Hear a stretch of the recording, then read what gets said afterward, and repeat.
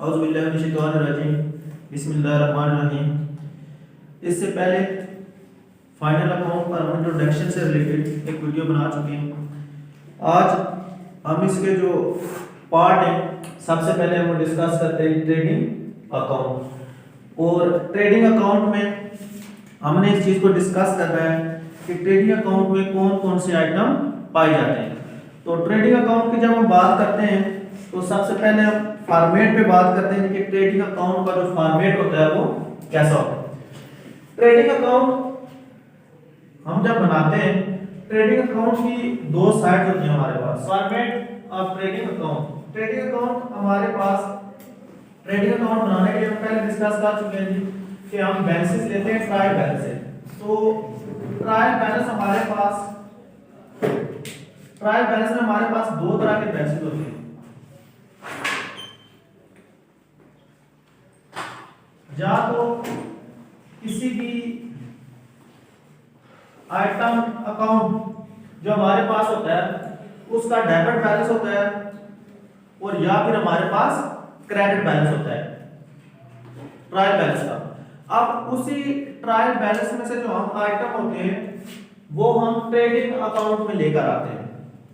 तो trading account में जब हम आइटम को लेकर आते हैं तो ट्रेडिंग अकाउंट की भी हमारे पास दो साइड होती हैं, डेबिट साइड और क्रेडिट साइड। अब जो आइटम जिनके बैलेंसेस डेबिट बैलेंस होते हैं वो हम ट्रेडिंग अकाउंट की डेबिट साइड पर लिखते हैं, और ऐसे अकाउंट जिनके हमारे पास क्रेडिट बैलेंस होते हैं वो हम ट्रेडिंग अकाउंट की क्रेडिट साइड पर मुंतकिल कर देते हैं। कुछ जो हमारे पास एडजस्टमेंट होती है, डेबिट साइड पर जो आइटम हम लिखते हैं, ट्रेडिंग अकाउंट की डेबिट साइड पर जो आइटम हम लिखते हैं, इनमें सबसे पहले है जी हमारे पास, जैसे हम स्टार्ट करते हैं तो डेबिट साइड पर हमारे पास आइटम होते हैं जी ट्रेडिंग अकाउंट की डेबिट साइड पर स्टॉक, ओपनिंग स्टॉक होता है हमारे पास, और उसके बाद हम ओपनिंग स्टॉक लिखते हैं, हम परचेसेस लिखते हैं, और उसके बाद हम डायरेक्ट एक्सपेंसेस लिखते हैं।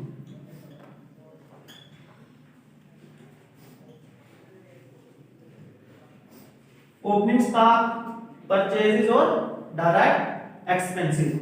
और उसके बाद जब हमारे पास क्रेडिट साइड पर हम लिखते हैं जी, क्रेडिट साइड जो हमारे पास होती है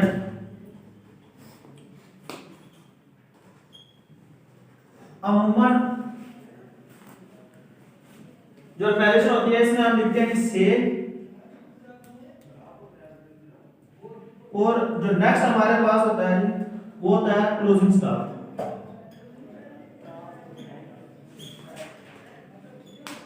ये है ट्रेडिंग अकाउंट के आइटम। अब जब हम ट्रेडिंग अकाउंट बनाते हैं तो trading account, trading and profit and loss account हम इकट्ठा बनाते हैं। उसका जो पहला पोर्शन होता है जो आपको ग्रॉस प्रॉफिट या ग्रॉस लॉस की सूरत में आपके पास रिजल्ट देता है, वो पोर्शन आपके पास ट्रेडिंग अकाउंट होता है। और उसके बाद जो बाकी मुख्तलिफ किस्म के एक्सपेंसेस होते हैं वो जब आप लेस करते हैं तो बाकी जो रिजल्ट आपके पास शो होता है वो फिर होता है जो आपके पास नेट प्रॉफिट और नेट लॉस। इसकी जो दो साइडें होती हैं, यानी कि हम इनका टोटल करते हैं, डेबिट साइड के जितने भी आइटम होते हैं इनको टोटल करते हैं, और क्रेडिट साइड के जितने भी आइटम होते हैं। अगर ये साइड ग्रेटर साइड है, यानी कि सेल्स और क्लोजिंग स्टॉक मिलाकर इनका बैलेंस आपके पास ज्यादा आता है, जैसे बात करें कि हम अगर सेल और क्लोजिंग स्टॉक को ऐड करें तो ये हमारे पास बैलेंस आता है जी 1 लाख रुपए, और अगर हम डेबिट साइड को टोटल करें तो ये हमारे पास बैलेंस आता है 90,000। तो इट्स मीन के क्रेडिट साइड है, ये साइड है ग्रेटर साइड है बड़ी साइड है, तो हमारे पास इसको बैलेंस जब हम करेंगे तो 10,000 हमें इधर मजीद बैलेंस चाहिए। अब ये जो बैलेंस है जो हमने डेबिट साइड में लिखा है इसको लिखेंगे अपनी ग्रॉस प्रॉफिट।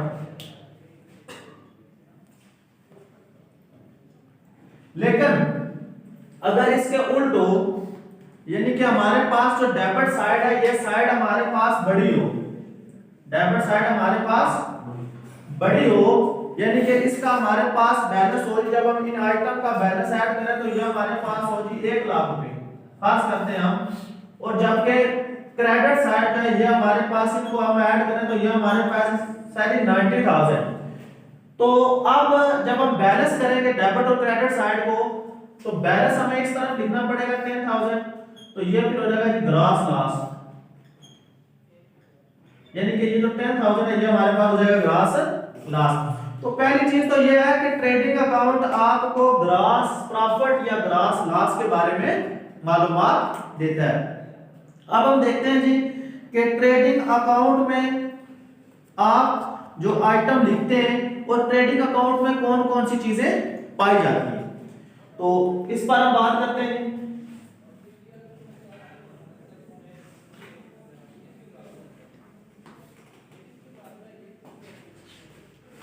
ट्रेडिंग अकाउंट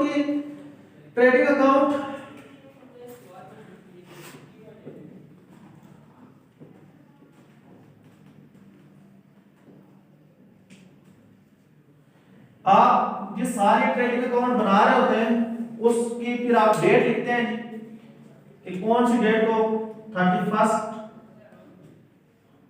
दिसंबर, जो भी साल है जिस साल का आप ट्रेडिंग अकाउंट बनाएंगे।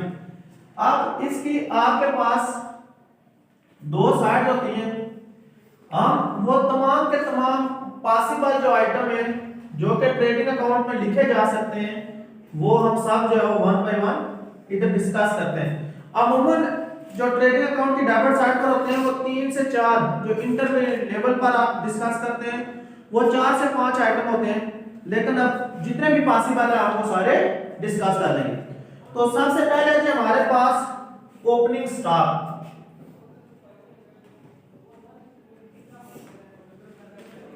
अब ओपनिंग स्टॉक क्या होता है? ओपनिंग स्टॉक किसी भी जब आप एक रजिस्टर की बात कर रहे हैं तो जो स्टॉक होता है आपके पास जो रिजर्व सामान पड़ा होता है, यानी कि अनसोल्ड जो अशिया होती हैं वो आपके पास होता है स्टॉक।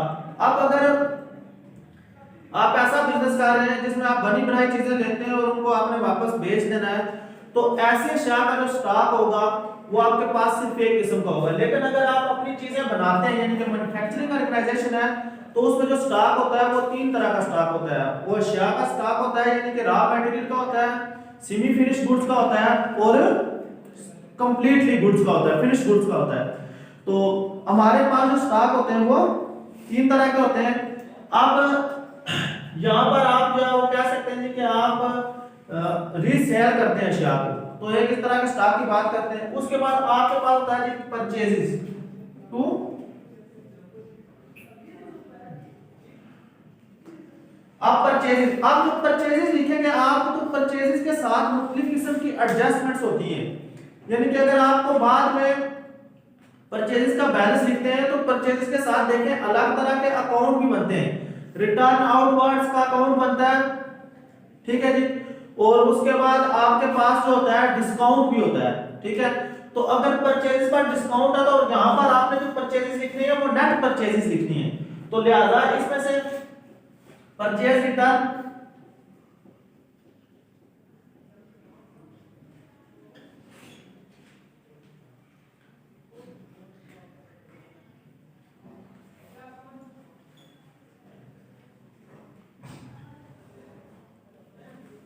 ये दोनों लेस करके आपने जो बाकी परचेजेस की अमाउंट होगी वो यहां पर आप लिखेंगे।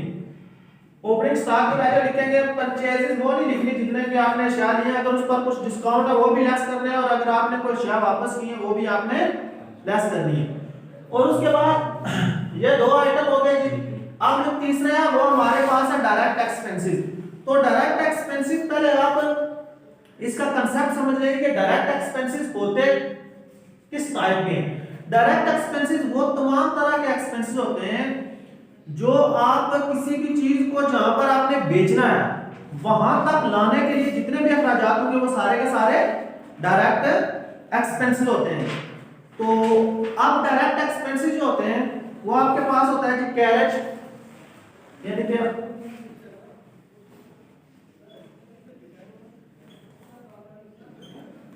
हम यहाँ पर जो है वो इनको सबको इकट्ठा ही लिख लेते हैं, लेकिन अगर होंगे तो आप इनको साथ जो है वो अलग अलग लिखेंगे। आपके पास कैरेज है जी, कॉर्टेज है, उसके बाद आपके पास जो है वो डक चार्जेस हैं, डक चार्ज होते हैं। उसके बाद आपके पास वेजेस होती हैं, यानी कि अगर आपने किसी किस्म का कोई किराया अदा किया है, कैरेज, कॉर्टेज, फ्रेट, ये सारे किराए के बाद में आते हैं। कैरेज गाड़ी का किराया होता है, कॉर्टेज छकड़े वाले का किराया होता है, फ्रेट जो होता है वो बैरी जहाज का किराया होता है। डक चार्जेस और ये यानी कि आपके पास जितने भी मुख्तलिफ किस्म के एक्सपेंसेस उस चीज को वहां तक पहुंचाने के लिए, जहां पर आपने उसको सेल करना है, वहां तक जितने भी एक्सपेंसेस होंगे वो सारे के सारे। ड्यूटी, फ्रेट और उसके बाद आपके पास है क्लियरिंग चार्जेस, यानी कि आप जो मुख्तलिफ किस्म के टैक्स देते हैं उन अशिया को देने के लिए, चाहे आप बंदरगाह पे दें या किसी भी सराद पर दें, जितने भी टैक्स वगैरह देंगे वो सारे के सारे डायरेक्ट एक्सपेंसेस। ठीक है, सारा एक्सपेंसेस आपके पास जो मजमू आएगा डेबिट साइड का आएगा। और उसके बाद आप जो क्रेडिट साइड पर लिखते हैं जी, वो आप लिखते हैं जी बाय सेल्स। ठीक है, अब जैसे आपने परचेजेस में से डिस्काउंट को लेस किया है, अगर वैसे ही अगर आप सेल पर कुछ डिस्काउंट दे रहे हैं तो वो डिस्काउंट आपने क्या करना है जी, लेस डिस्काउंट। डिस्काउंट को आपने लेस कर लेना है। अगर कोई सेल रिटर्न है तो उनको भी आपने लेस कर लेना है।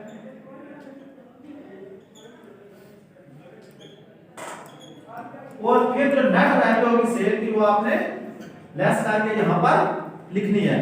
उसके बाद आपके पास है जी क्लोजिंग स्टॉक।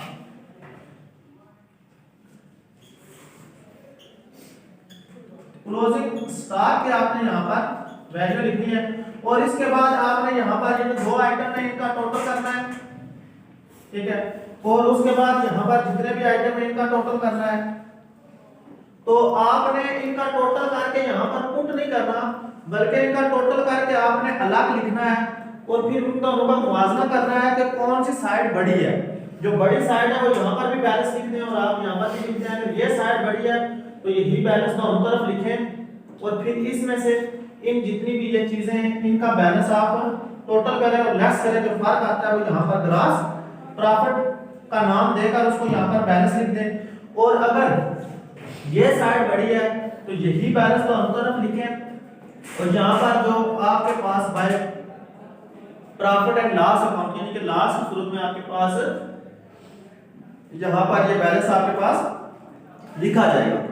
ठीक है, तो ये था हमारे पास है कि हम ट्रेडिंग अकाउंट कैसे बनाते हैं। अगर इससे रिलेटेड तो